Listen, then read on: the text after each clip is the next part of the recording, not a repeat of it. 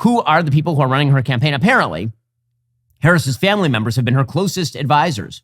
Harris's only sibling, her younger sister, Maya Harris, was chairwoman of her campaign for the 2020 Democratic presidential nomination, which was seen as totally dysfunctional. So good luck with that. Her brother-in-law, Tony West, was previously an associate attorney general during the Obama administration, and he's been traveling around with her.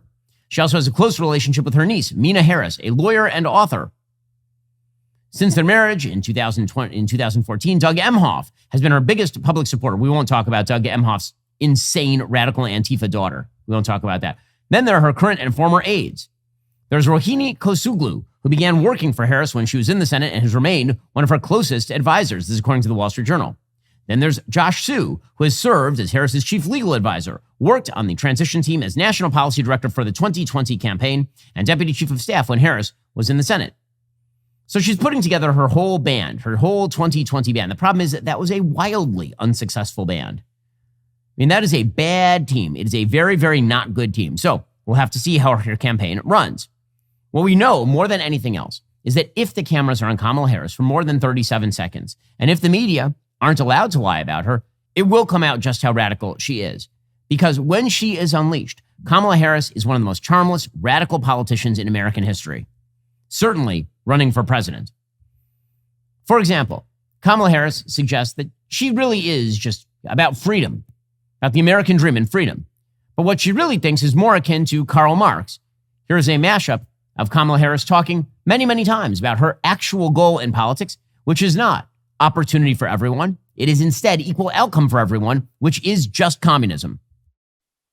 It has to be about a goal of saying everybody should end up in the same place. And since we didn't start in the same place, some folks might need more. Giving resources based on equity, understanding that we fight for equality, but we also need to fight for equity, understanding not everyone starts out at the same place. So there's a big difference between equality and equity. Equality suggests often everybody should get the same thing. Well, that often assumes everybody started out in the same place, as opposed to equity, which is everyone should end up in the same place. People in our country are having an experience that is not equal. Well, I mean, it sounds as though she actually wants equal outcome because she keeps saying it over and over. The only way to do that is with massive government interventionism with subsidies by group. So does that sound particularly moderate to you? Also, Kamala launched her campaign with an appearance on the greatest American program of all time, the kind of program that wins you blue-collar voters in Pennsylvania, Michigan, and Wisconsin. I'm talking, of course, about RuPaul's Drag Race. So here is Kamala Harris trying to get out the vote. Oh, my God. And whenever there's a freeze frame of her laughing, I swear to God, it is just an outtake from the Joker 2 trailer. I'm just waiting for her to take her lipstick and go. And here is Kamala Harris on RuPaul's Drag Race trying to get out the vote. Now on with the show. And remember, you better vote.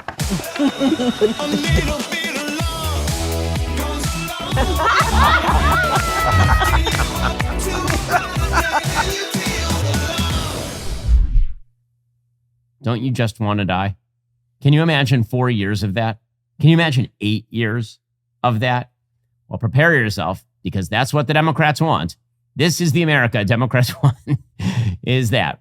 Have you noticed big tech companies today are masquerading as privacy companies? Well, big tech literally feeds on your information. Sure, maybe they'll release a feature now and then that does some good, but collecting and selling off your data, that's what big tech does. They can't stop themselves from looking at what you do online. To protect myself against big tech's prying eyes, I use ExpressVPN. When you use the ExpressVPN app on your computer or phone, you're hiding your unique IP address. Websites can't use that address to find out your real location or track what you do online. On top of that, ExpressVPN encrypts and reroutes 100% of your online activity, so your internet provider, Wi-Fi admin, and hackers can't see it. The best part is how easy it is to use. It just takes one click to protect all your devices. One ExpressVPN subscription covers up to 5 devices at the same time, so you can protect your entire family as well. That's why ExpressVPN is rated #1 by CNET, Wired, TechRadar, and countless others. Get the VPN I trust to protect my online privacy when big tech is at the door. Visit expressvpn.com/Ben Shapiro Show. You can get an extra 3 months free on a 1-year package. That's expressvpn.com/Ben Shapiro Show. expressvpn.com/Ben Shapiro Show to learn more.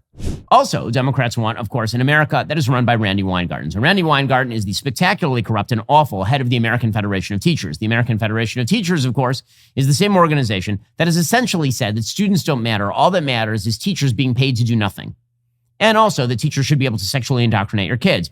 Well, Harris did an event yesterday in which she touted Randi Weingarten as an incredibly important person to her campaign and to America. First of all, this should be a dispositive disqualification of Kamala Harris. The minute you say that Randi Weingarten should have a heavy role in American politics, you should immediately be banned from further office by constitutional amendment.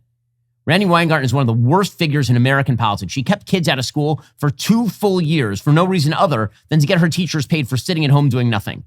And that is the least of her sins. She's truly an awful human being. Here's Kamala Harris praising her. Randi, thank you for your friendship, your long-standing friendship. As we all know, Randi is a force, and she has been an incredible friend and an advisor to the president and me. And I want to thank you on behalf of the president and me and our country for all that you are. She also happens to be an extraordinary liar. During this same speech, she said that she was the proud product of public education. Here we go. As you may know, I am a proud product of public education. Many of you know that my first grade teacher, Mrs. Frances Wilson, God rest her soul, taught me and educated me and encouraged me and inspired me. A proud product of public education.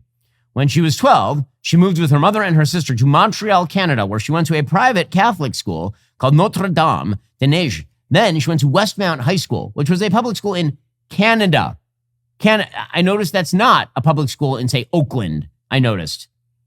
According to the New York Times, quote, eventually the family settled on the top floor of a spacious Victorian home in an affluent neighborhood bordering Westmount, one of Canada's wealthiest districts. According to one of Kamala's classmates, students were more divided, quote, about who had the latest Jordache jeans than about race. She sounds like the proud product of public education in California.